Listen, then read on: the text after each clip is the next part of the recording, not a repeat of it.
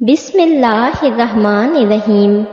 شروع کرتی ہوں اللہ کے نام سے جو بڑا مہربان اور نہایت رحم کرنے والا ہے۔ اے طائر لاہوتی، اس رزق سے موت اچھی جس رزق سے آتی ہو پرواز میں کوتاہی۔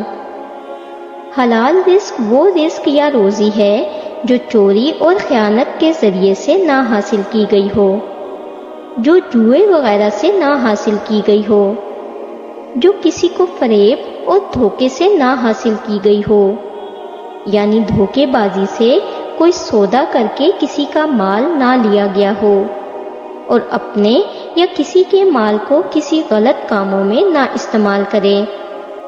انسان کا رزق اتنا ہی ہے جو اللہ نے اس کی پیدائش کے وقت لکھ دیا ہے۔ اسے حلال یا حرام طریقے سے حاصل کرنا صرف اور صرف انسان کے اختیار میں ہے۔ حضور صلی اللہ علیہ وآلہ وسلم نے فرمایا، مسلمان کے لیے فرائض خداوندی یعنی نماز، روزہ اور حج زکوٰۃ کے بعد رزق حلال طلب کرنا بھی فرض ہے۔ حضور صلی اللہ علیہ وآلہ وسلم نے فرمایا، اپنی کمائی کو حلال اور پاک رکھو، تمہاری دعا قبول ہوگی۔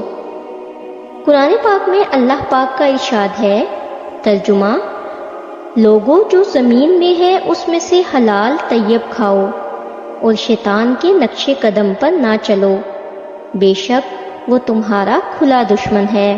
حضرت ابو ہریرہ رضی اللہ تعالیٰ عنہ بیان کرتے ہیں، رسول اللہ صلی اللہ علیہ وآلہ وسلم نے فرمایا، اے لوگو، بلا شبہ اللہ تعالیٰ پاک ہے اور صرف طیب مال ہی قبول کرتا ہے، اور اس میں بھی کوئی شک نہیں کہ اللہ تعالیٰ نے اہل ایمان مسلمانوں کو بھی وہی حکم دیا ہے جس کا حکم اس نے پیغمبروں کو دیا تھا۔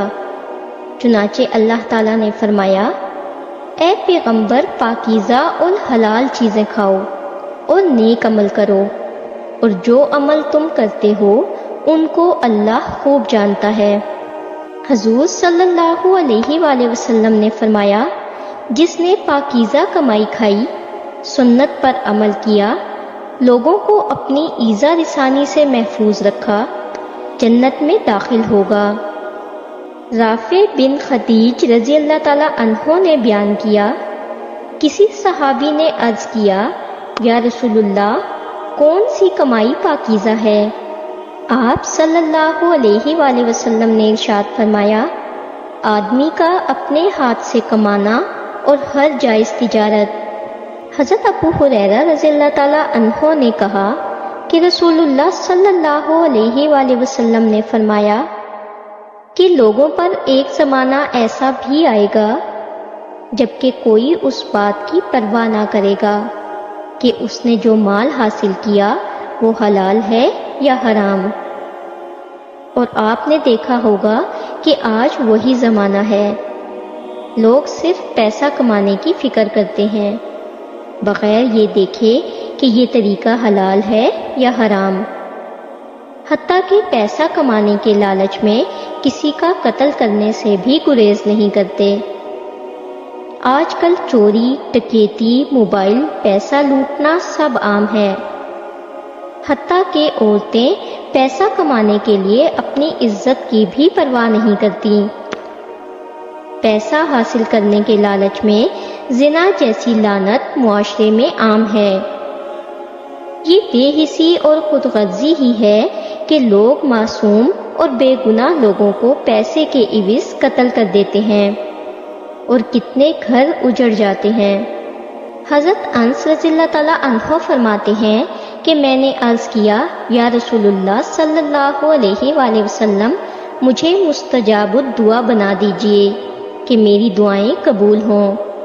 آپ صلی اللہ علیہ وآلہ وسلم نے ارشاد فرمایا، اے انس، اپنی روزی کو پاکیزہ بنا، تیری دعائیں قبول ہوں گی، کیونکہ آدمی جب حرام کا لقمہ اپنے منہ کی طرف لے کر جاتا ہے تو 40 دن تک اس کی دعا قبول نہیں ہوتی۔ ابن حبان رحمۃ اللہ علیہ نے یہ روایت درج کی ہے کہ جنت میں وہ گوشت اور خون داخل نہیں ہو سکے گا جو حرام مال سے پلا بڑا ہوگا۔ اور آگ ہی اس جسم کے لائق ہے۔ اور ترمذی کی روایت ہے کہ حرام کا پلا ہوا گوشت آگ ہی کے لائق ہے، یعنی وہ جسم جنت میں نہیں جا سکے گا جسے حرام کی غذا دی گئی ہو۔ حضور صلی اللہ علیہ وآلہ وسلم نے فرمایا، رزق حرام کھا کر عبادت کرنا ایسا ہے جیسے ریت یا پانی پر گھر بنایا جائے۔ حرام کھانے والے کی عبادت قبول نہیں ہوتی۔ صرف کتے کا گوشت ہی حرام نہیں، حرام کی کمائی سے خریدا گیا بکرے کا گوشت بھی حرام ہے۔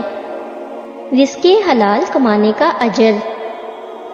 جو شخص اس لیے حلال کمائی کرتا ہے کہ سوال کرنے سے بچے، اہل و عیال کے لیے کچھ حاصل کرے اور پڑوسی کے ساتھ حسن سلوک کرے، تو وہ قیامت کے دن اس طرح آئے گا کہ اس کا چہرہ 14ویں کے چاند کی طرح چمکتا ہوگا۔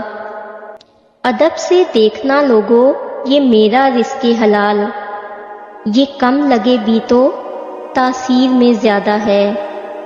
آخر میں یہ دعا ہے کہ اللہ پاک ہم سب کو حلال رزق کھانے کی توفیق عطا فرمائے، آمین۔ اس کے لیے یہ دعا لازمی پڑھتے رہا کریں، اللہم ارزقنی طیبا واستعملنی صالحا، اے اللہ مجھے پاک روزی کھلا اور اچھے کاموں کے لیے استعمال فرما۔ اگر آپ کو ہماری ویڈیوز اچھی لگتی ہیں اور آپ نے ابھی تک ہمارا چینل سبسکرائب نہیں کیا تو برائے مہربانی چینل کو سبسکرائب کر دیں اور ویڈیو کو لائک کر دیں۔ شکریہ۔